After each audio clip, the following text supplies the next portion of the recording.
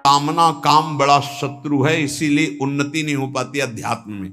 और जो संसार में, उनको तो पता ही नहीं कि मैं पाप कर रहा हूं, वो और खुश होते हैं कि आज हमने ये भोग लिया, आज हमने ये छल कर लिया, आज हमने ये कपट कर लिया। कामना से कर्म होते हैं, कामना जितनी बढ़ती जाती है पाप कर्म उतना ही बढ़ते जाते हैं। शास्त्र के विरुद्ध मनमानी आचरण में पाप ही होता है। शब्द याद कर लो, शास्त्र आज्ञा के विरुद्ध मनमानी आचरण में सदैव पाप ही होता है।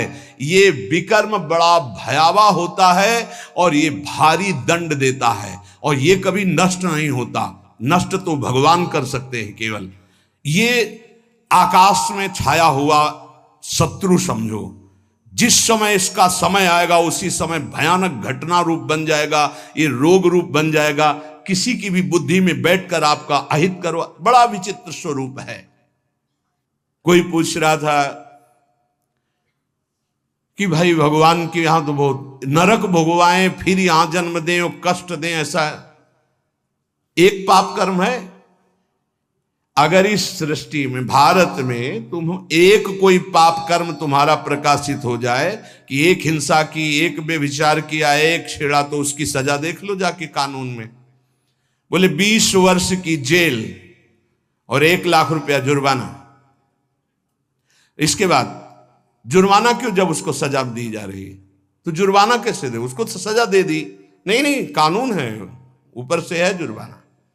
तुमने ऐसा किया, 7 साल की जेल, 50,000 जुर्माना देना पड़ेगा। ऐसे ही नरक भोग, और इसके बाद पुनः तिर्यक योनियों में जन्म और उसका दंड, ये जुर्माना। खेल तमाशा समझो। लाखों पाप ऐसे हैं जो तुम्हारे प्रकाशित नहीं हुए, हमारे प्रकाशित नहीं हुए। अगर भगवान की प्राप्ति नहीं होगी तो एक एक सेकंड के कर्म का भोग भोगना पड़ेगा।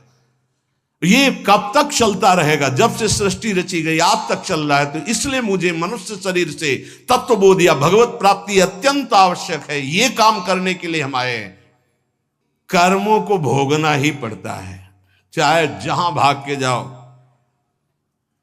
किसी ने प्रश्न किया था कि आपने कहा देवराज इंद्र ने अहिल्या के साथ गलत व्यवहार किया, तो आपने ये नहीं बताया उसको दंड क्या मिला। क्योंकि दंड का विषय नहीं चल रहा था, विषय चल रहा था कि भोगाकर्षण कितना प्रबल होता है कि हजारों लाखों अप्सराओं का स्वामी भी, देवराज इंद्र भी, एक मुनि की कुटिया में जाता है और वहां ऐसे गंदे भाव से गौतम ऋषि का वेश धारण कर कर अहिल्या जी का, तो उसको जानते हो क्या दंड मिला था? उसको 1000 भग हो जाए तुरंत साप मिला था। तुझे भग से, भग माने योनि, तुझे योनि से बहुत प्यार है, तू देवराज इंद्र है, तू जो चाहे कर सकता है, तो देख मैं अभी तुझे दंड देता हूं। गौतम ऋषि ने कहा सहस्त्र भगधारी हो जा। पूरे शरीर में हजारों योनियां हो गई और हर योनि से महान दुर्गंध, अब बैठ त्रिभुवन पति बन करके चरणों में लौट गए। 1000 योनि पूरे शरीर में, योनि योनि, और दुर्गंध युक्त घृणास्पद घोर नरक समझो, घोर नरक। चरणों में गिर गए, महाराज त्रुटि हो गई, आप भगवत स्वरूप ऋषि हो, आप बड़े दयालु, बहुत विनय की। तब का भोग तब तक जब तक भगवान रामावतार में नहीं आते। जब श्री राम अवतार लेंगे तो उनके दर्शन के लिए ब्रह्मादि सब देवता उपस्थित होंगे, तू भी उपस्थित होगा, तब यही भग 1000 नेत्र रूप में परिणित हो जाएंगे। ये दंड मिला था। तो जानते हो सिंहासन में बैठने से शर्म आती थी और महल में रहते थे अमरावतीपुरी में, निकलना मुश्किल था क्योंकि 1000 भग खुला उनके शरीर में बने हुए थे। कर्मणों गहनो गति, गहन है कर्म की गति, भोगना पड़ेगा। एकमात्र श्री भगवान क्षमा कर सकते हैं, दूसरा कोई नहीं। आम त्वाम सर्वपापेभ्यो मोक्षयिष्यामि मा शुचा। कामना जब उपासक के अंदर होती है तो ना चाहते हुए भी उससे पाप कर्म हो जाता है। विकर्म से बचना है तो काम, कामना, वासना मन ते अति कर दूर। राधा राधा राधा, पर है बहुत कठिन, बहुत कठिन है। कामना के त्याग के बिना ये निषिद्ध कर्म, पाप कर्म, विकर्म, इससे बचा नहीं जा सकता। गहनो कर्मणो गति, कर्म की बड़ी गहन गति है। कौन सा कर्म बांधने वाला है, कौन सा कर्म मुक्त करने वाला है, इसका निर्णय करने में सब समर्थ नहीं है। जो भगवान में चित्त जोड़े हुए या स्वरूप बोध है, वही उन्हीं के द्वारा निर्णय माना जा सकता है। ये बड़े बड़े विद्वानों में भी गलती हो जाएगी निर्णय करने में। निर्णय में दो ही समर्थ हैं, या तो भगवत प्रेमी महात्मा या ब्रह्मबोध संपन्न ब्रह्म ऋषि। कर्म क्या है समझ गए? कोई भी कर्म करने के पहले जो फल आकांक्षा से प्रेरित होकर शास्त्र सम्मत किया जाता है उसे कर्म कहते हैं। अकर्म क्या है? जो तत्वबोध प्राप्त महापुरुष हैं, निर्लिप्त हैं, ममता रहित हैं, आसक्ति रहित हैं, उनके द्वारा हुआ कर्म अकर्म हो जाता है। वो फल नहीं देगा, वो बांधने वाला नहीं। विकर्म क्या है? जो कामना बढ़ी हुई मनमानी पापाचरण है उसे विकर्म कहते हैं, और ये बहुत भयावह है, ये दुर्गति का कारण है। इसी से नाना प्रकार के दुख भोगने पड़ते हैं। श्री भगवान कह रहे हैं जो कामना से कर्म होते हैं वो कामना अधिक बढ़ जाने पर केवल पाप होने लगते हैं। जैसे धन की कामना से कर्म शुरू होते हैं, फिर धन की जब ज्यादा इच्छा हो जाती है तो बेईमानी, चोरी, हिंसा, छल कपट, इसके करने में कोई भय नहीं रह जाता। अकर्म हमारे कर्म हो जाए ये बहुत जरूरी है। अकर्म, तो उसके दो ही उपाय हैं, या तो निर्लिप्त, फलासक्ति रहित, ममता रहित, ये तो स्वरूप बोध महापुरुष में होता है। तो एक सरल उपाय है, अपने शास्त्र सम्मत कर्तव्य कर्मों को फलेच्छा का त्याग करके श्री भगवान को समर्पित कर दो। राधा राधा जपो, नहीं बहुत यहां जो भी करोगे उसका दंड मिलेगा। महाप्रभु हरिवंश चंद्र जी कहते हैं, जैसी हरिवंश नरक गति दुर्भर, यम द्वारे कटियत नक छीके। छींक दिया उसका भी है, कहां छीका, किस जगह अंगुली उठाई, किस लिए? एक एक चेष्टा का तुम्हारे कहने से थोड़ी होगा। अरे कहीं कुछ नहीं, ये बावरे लोग हैं, इनको क्या पता है। जब दंड मिलते हैं तब इनको समझ में नहीं आता कहां से मिल रहा है दंड। अजर अमर हो, अविनाशी हो, शरीर को लेकर के देहाभिमान से बात कर रहे हो, कोई भगवान नहीं, कोई नहीं। तुम्हारे आंख मूंदने से हो जाएगा क्या? इस अपराध का दंड है। ऐसे ही यहां जो पापाचरण कर रहे हो कोई भगवान नहीं, इसका जब हिसाब आएगा तब तुम्हें पता चलेगा। करुणा निधान स्वामी ने ये जन्म तुम्हें अपनी तरफ से करुणा करके दिया है कि तुम मुक्त हो जाओ। उपासक को चाहिए कि कामना का नाश करके, विकर्म का नाश करके अकर्म हो जाए, तभी वो जीवन मुक्त होता है। कर्मण्य कर्म यह पश्येद कर्मणि च कर्म यह, सा बुद्धिमान मनुष्येषु स युक्तः कृष्ण कर्म कृत। बड़ी बात कह रहे हैं श्री भगवान।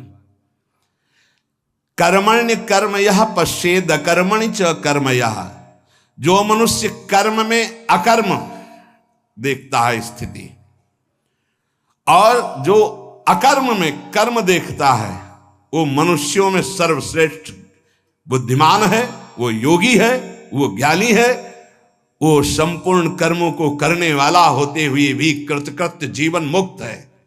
ये स्थिति है। कर्मण्य अकर्म यह पश्येत, कर्म करते हुए भी अकर्म स्थिति, कर्म करते हुए भी निर्लिप्त रहना। निर्लिप्तता एक बहुत बड़ी सिद्धि है। यहां जो भी कर्म होता है लिप्त होकर होता है। मानो आधी आपकी परिक्रमा हुई, चलो अब बैठ करके पद गाते हो गए। नहीं नहीं, थोड़ा ही तो रह गया, पूरी हो जानी चाहिए। क्यों, कौन सा फल चाहिए, कौन सा फल चाहिए? नहीं, पूरी होने पर ही सिद्धि होती, फल प्राप्त होती। फल आगे रख लिया ना, लिप्त हो गए, लिप्त हो गए। ये इसी तरह सब शुभ से शुभ, बड़े से बड़े कर्म में निर्लिप्तता का मतलब है पूर्ण होना, ना होना, लाभ होना या हानि हो जाना। जय या पराजय, सुख या दुख, सुख दुखे समय कृत्वा लाभा लाभो जया जयो, ये निर्लिप्त स्थिति है। पूर्णता पूर्णता से मतलब कोई संकल्प नहीं, स्वाभाविक सहज ही। आगे इस श्लोक में इसका भी भगवान वर्णन करते हैं। पूरा हुआ कर्म या नहीं पूरा हुआ, फल अनुकूल आया या प्रतिकूल आया, आया या नहीं आया, इससे किसी से मतलब नहीं।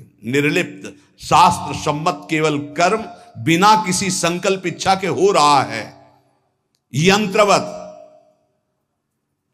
अमुक कर्म मैं करता हूं, इस कर्म का फल ये होता है, ऐसा लक्ष्य रख करके जो भी कर्म किया जाता है वो उसे बांधता है। ध्यान दीजिए, यहां भगवान बहुत सावधानी की बात कर रहे हैं। अमुक कर्म मैं करता हूं, इस कर्म का ये फल है, ऐसी भावना रखकर जो भी कर्म किया जाता है बड़े से बड़ा, वो उसे बांधता है ना कि मुक्त करता है। प्रत्येक कर्म का आरंभ और अंत होता है, शुरू और विश्राम होता है, इसलिए उसका फल आरंभ और अंत वाला होता है। परंतु हमारी जो दुख निवृत्ति होगी वो नित्य पद में होगी, जो निरंतर है, आनंदमय है, सच्चिदानंदमय है, वो अंत आदि वाला नहीं है। क्रियाएं सब आदि अंत वाली हैं, परिवर्तनशील हैं, उनके फल परिवर्तनशील है। पर जीव फल की इच्छा रख करके ही हर कार्य करता है। अंदर की बात है, बिना फल की इच्छा किए तुम कोई कार्य नहीं करोगे। आज ऐसा करते हैं, पहले फल आएगा उसका, इसका फल क्या होगा, ये चलो ऐसा करते हैं। इसलिए भगवान कहते हैं कर्मण्य कर्म यह पश्चेत, जो कर्म करते हुए अकर्म कर दे, उसको फल देने लायक न रखे, तभी जीवन मुक्त होगा। क्या कर्म होगा, निर्लिप्त, अनासक्त, फल की इच्छा रहित। हो रहा है, हो गया तो जय जय, नहीं हुआ तो जय जय, हमें कोई फल थोड़ी चाहिए था। स्वाभाविक एकदम, कितनी अखंड प्रसन्नता, परम विश्राम।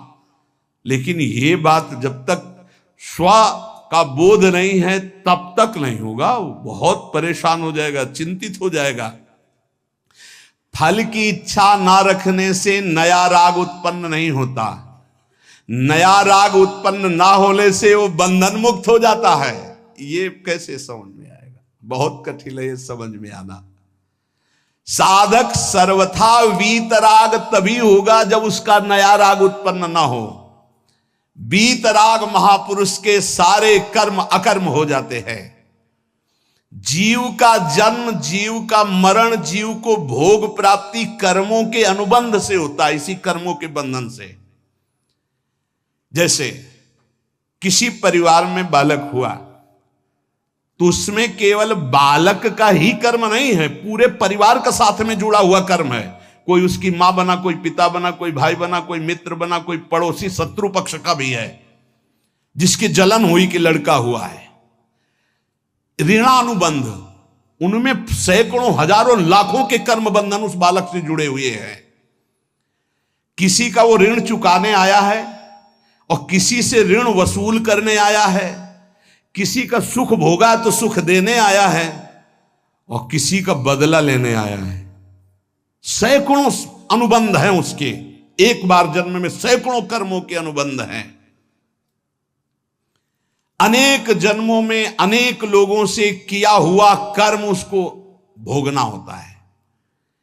ये लेन देन का, दुख सुख का, जन्म मरण का व्यापार बहुत समय से चलता आ रहा है। इसको बंद करने का अवसर आ गया है। जन्म मरण से छुटकारा मिलने के लिए हमको ये मानव देव सत्संग मिला है। इसको बंद करने का उपाय है आगे के लिए कर्जा लेना नहीं, और जिनको कर्जा दे दिए हैं उनका माफ कर दें या वापस ले ले, दुकान बंद करें, चले। लेना ना देना, मगन रहना, दोनों बात करनी पड़ेगी। या तो माफ करो, प्रभु से प्रार्थना करो कि जिनको हम दिए हैं हमें कभी नहीं लेना, हमें नहीं लेना, क्योंकि लेने आना पड़ेगा। हे नाथ क्षमा करो, हमने माफ किया और हमको माफ करो। जिनको हो तो प्रभु सामने भेजो और सेवा करवा दो, और या फिर माफ करो। अब लेने देने से हमें मुक्त करो। प्रभु ही करते हैं। जिनसे सेवा करवाई है, सेवा करनी पड़ेगी। नया ऋण लेना बंद करो, पुराना ऋण चुका दो, सेवा कर दो, सेवा ले मत। ऋणानुबंध लेने देने का व्यापार अगर बंद हो गया तो तुम मुक्त हो जाओगे, जन्म मरण बंद हो जाएगा। जैसे दुकानदार अपनी दुकान खत्म करना चाहता हो तो उसे दो काम करने पड़ेंगे। जिसको देना है उसको तो पक्का दे दो, देना ही पड़ेगा, नहीं तो दुकान हटाने के बाद भी वो लेगा तुमसे। तुम वही दुकानदार हो ना, 100 रुपया लो हमारे, तुमने लिए थे, देना पड़ेगा। लेने में क्षमा कर सकते हो कि हमें नहीं चाहिए, पर देने में आपको देना होगा। जिससे लेना है उसे तो तुम क्षमा कर सकते हो, जाओ हमने माफ किया, लेकिन जिसको देना है वो देना है।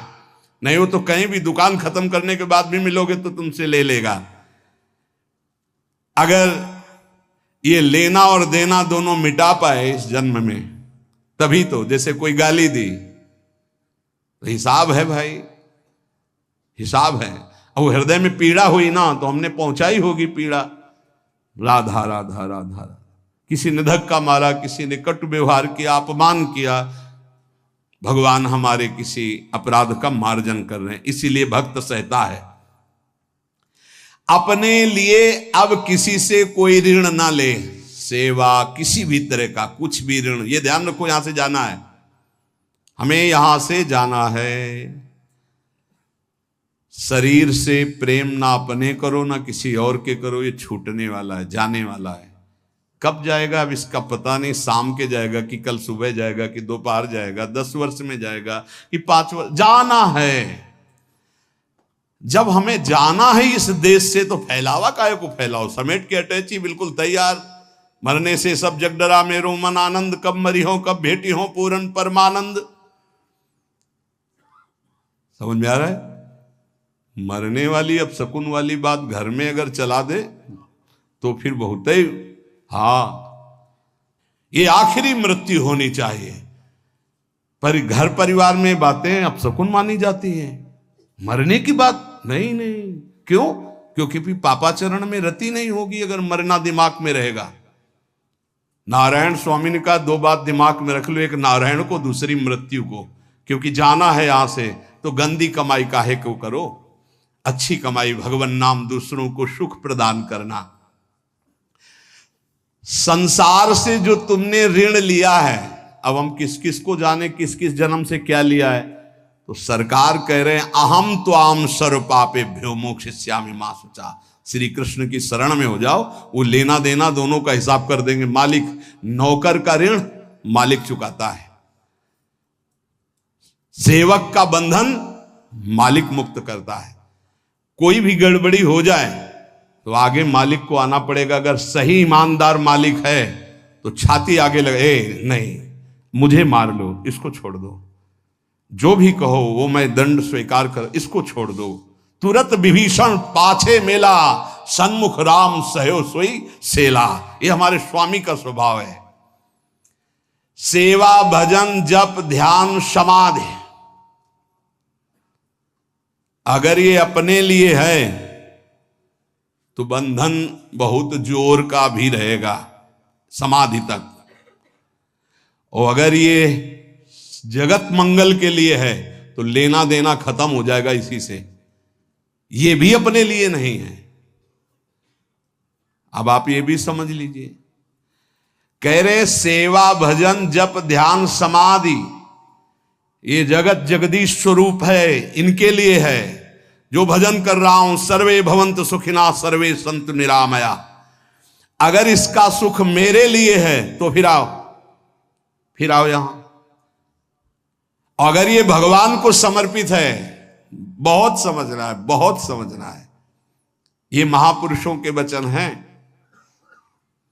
कैसे आओगे? देवराज इंद्र, बड़े बड़े देवता, बड़ी बड़ी पदवियां, बड़े बड़े वैभव, ये सब साधन भजन करने वाले को तो मिले। मानो जो इसी देश के बड़े बड़े पदों में है, सब पुण्यात्मा है, इनका तप हुआ है। अब जो किया जाएगा वो आगे की फसल है, लेकिन पीछे की बहुत जोरदार फसल है। अगर मुक्त होना चाहते हो तो भजन भी अपने लिए नहीं है। तो दीहम वस्तु गोविंदम तो भ्रमेयो, लेना न देना मगन रहना, जीवन मुक्त हो गया। अब आपको लगेगा, जानते हो कैसे बात करते हैं महाराज, आज से एक माला आपके लिए कि आपका रोग ठीक हो जाए, और 10 हमारी, एक माला सिर्फ आपको देंगे। इष्ट और गुरु को एक माला, 10 माला मेरी। नहीं भैया, मेरा अस्तित्व नहीं, अब जो कुछ हो रहा है वो सब आपके लिए है। आप जीवन मुक्त हो गए। ये बड़ा सूक्ष्म विषय है, बड़ा सूक्ष्म विषय। जीवन मुक्त होने के लिए आना ना जाना,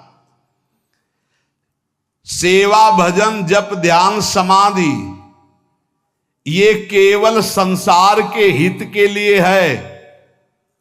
माला क्यों घुमाए, इतना कष्ट सहकर माला घुमा रहे हो, कह रहे दूसरों के मंगल के लिए है। यही है लेना न देना मगन रहना, इसी से सब कर्जा मिट जाएंगे।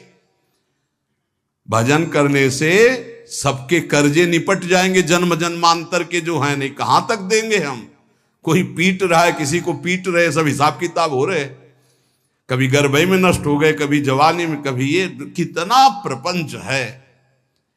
जब तक किसी के भी साथ संबंध रहेगा तो इस प्रकृति में आना पड़ेगा। एक और ऊंची बात है कि अब मैं भजन करता नहीं, मेरा राम भजन करते हैं। ये अब मतलब संतों की बात को कोई समझ पाए बड़ा कठिन होता है। लेकिन तुम ना ले आना ये बात अभी से कि हाँ हम तो भजन नहीं करते, श्री जी हमारा भजन करते हैं। वो बहुत ऊंची स्थिति की बात, जीवन मुक्त महापुरुषों की बात। भला ये बात पचेगी कि आज से जितने माला करेंगे, पाठ करेंगे, भजन करेंगे, वो सब अड़ोस पड़ोस में बट जाएगा, तुम्हारे लिए नहीं रहेगा। हम क्यों जाए फिर बाणी पाठ में, हम क्यों माला चलाएं, इतनी परेशानी होकर माला चला तो मेरे लिए नहीं है। इसका मतलब समझते हो, इसका गूढ़ मतलब है। एक माला जपा और कह दिया कि सबका मंगल हो, तो सबके मंगल का जो फल है वो आपको भगवत प्राप्ति करा दिया। समझ रहे हो, ये आंतरिक रहस्य है संतों का। 1 रुपया फेंको और 1 अरब रुपया एक साथ फायदा ले लो। फायदा हुआ कि नहीं हुआ? अगर 1 रुपये में 1 अरब, तो भारत में तो जनसंख्या कितनी है? 140 करोड़ है। ये तो केवल मनुष्यों की हुई। और दीमक की कितनी जनसंख्या है? पशु पक्षियों की, चींटी की, कितने जीव हैं? सर्वे भवन्तु सुखिनः। भजन किया, साधना हुई, सर्वे भवन्तु सुखिनः, तो सबका कृपा प्रसाद मिला और वो भगवान को प्राप्त हो गया। समझ रहे हो, भगवत प्राप्ति, सबका कृपा प्रसाद मिला। भूल चूक से लेन देन जिसके साथ हो चराचर जगत में, सबका खत्म। क्योंकि भगवान नाम जप करके सर्वे भवन्तु सुखिना, हम अपना भजन सबको देते हैं। तो उससे क्या हुआ? सबके हृदय में बैठे हुए मेरे आराध्य देव राधा वल्लभ लाल जी मुस्कुरा दिए, हमारा काम हो गया। अब समझ में आई बात? अगर ये ना कहें और कह दे कि संसार के लिए भजन करो, इतना कठिन काम भजन हम दूसरों के लिए करें, हम अपने कल्याण के लिए करेंगे। अपना कल्याण तभी होगा जब सबसे लेना देना खत्म हो जाएगा, और वो तभी होगा जब सबके लिए हम भजन करेंगे। पता नहीं हमारा किससे क्या संबंध का, किस जन्म का कौन सा ऋणानुबंध है। तो सर्वे भवन्तु सुखिना, सर्वे संतु निरामया, सबसे मुक्त हो गए और भगवत प्राप्त हो गए। ये बड़ा सूक्ष्म विषय है। जो अकर्मणि चा कर्मयः, पहला बताया कर्म करते हुए अकर्म, हमारा कोई फल की आकांक्षा नहीं। जो सत्कर्म हो रहे हैं सबका मंगल हो। अकर्म ही है वो उसे फल नहीं दे पाएंगे, उसे बांध नहीं पाएंगे। अब यहां कह रहे हैं अकर्मणि च कर्मयः, कोई कर्म नहीं कर रहा पर उसमें कर्म देख रहा है। वो निर्लिप्त महापुरुष कोई कर्म नहीं कर रहा लेकिन उसका मंगल हो रहा है पूरे जगत का। उससे वो जहां से निकल रहा है, उसका जो दर्शन कर रहे हैं, जो वायु स्पर्श कर रही, जो संभाषण हो रहा है, जिसका पानी पी ले रहा है, जिसका भोजन पा ले रहा है, सबका मंगल हो रहा है। वो कोई मंगल का संकल्प नहीं कर रहा, लेकिन सबका मंगल हो रहा है। जैसे सुगंधित वायु बिना प्रयास के सबकी घ्राणेंद्रिय को सुख पहुंचाती है। संसार में कोई कार्य करने के लिए प्रवृत्त होता है तो उसके सामने दो बातें होती, करना और ना करना, प्रवृत्ति और निवृत्ति। जो महापुरुष होते हैं ना प्रवृत्ति होती है ना निवृत्ति होती है। अब वो बड़ी ऊंची स्थिति है।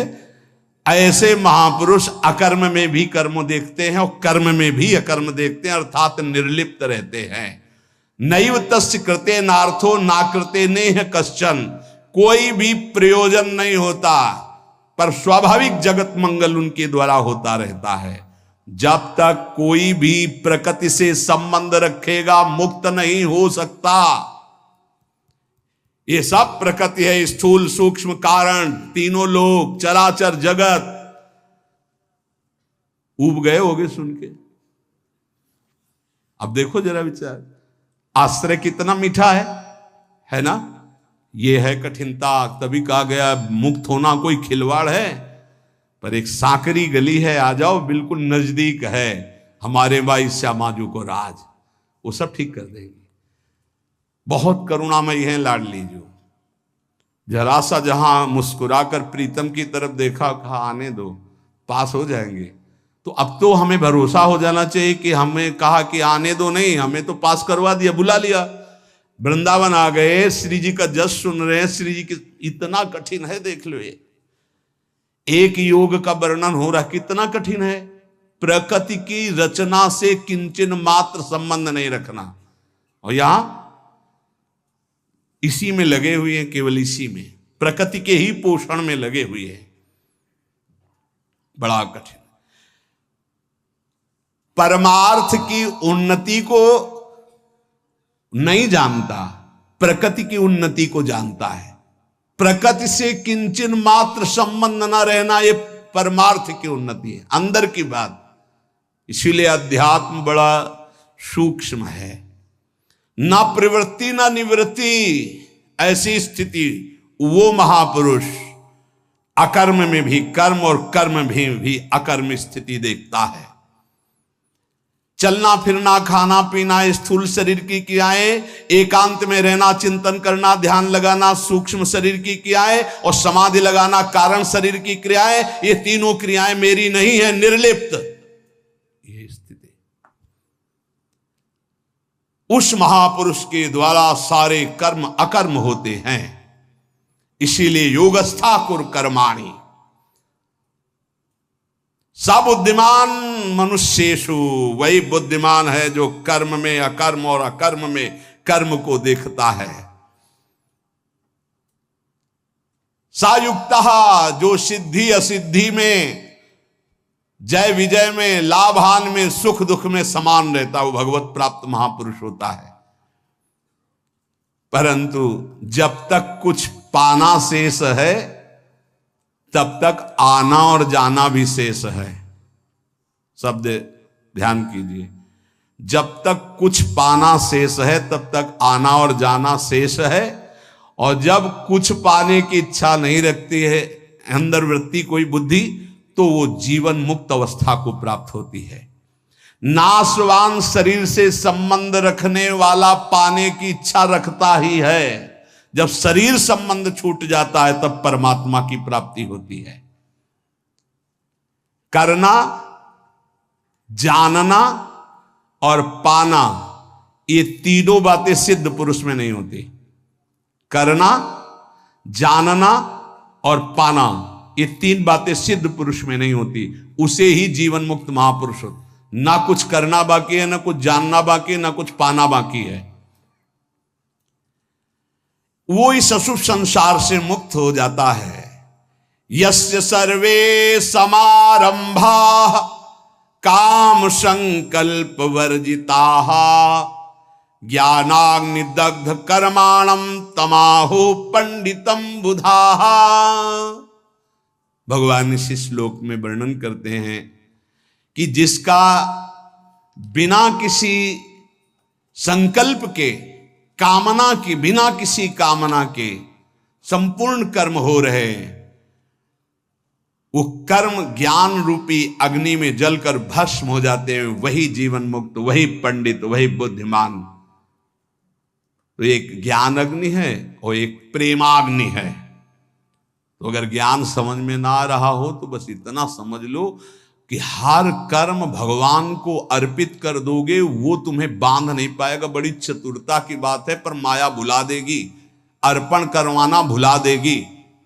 इसलिए सबसे प्रार्थना है कि प्रातः से लेकर शयन तक जो भी आपसे कर्म हो, पहले निरीक्षण करो इसमें गंदी बात, गंदी सोच, गंदी क्रिया कौन सी हुई, और उसको डायरी में लिखो कि ये शास्त्र विरुद्ध बात हमसे हुई, जीवन में हमसे ना हो, भगवान से प्रार्थना करो, ऐसी हिम्मत बनाओ, उससे अलग निकलो, और जो पवित्र आचरण हुए वो भगवान को समर्पित कर दो। धीरे धीरे आपके अपवित्र भाव नष्ट हो जाएंगे, फिर पवित्र भाव श्री भगवान में स्थित हो जाएगा और जीवन मुक्त हो जाए। बहुत सरल उपाय है और शास्त्र सम्मत है। हर कर्म भगवान को समर्पित कर। एक स्थिति आती है जब स्वयं समर्पित हो जाता है तो कर्म समर्पण पूर्ण हो जाता है। फिर वो आया नहीं होता श्री कृष्णार्पणम मस्तु, राधा वल्लभ अर्पणम मस्तु, ये सब खत्म हो जाता है।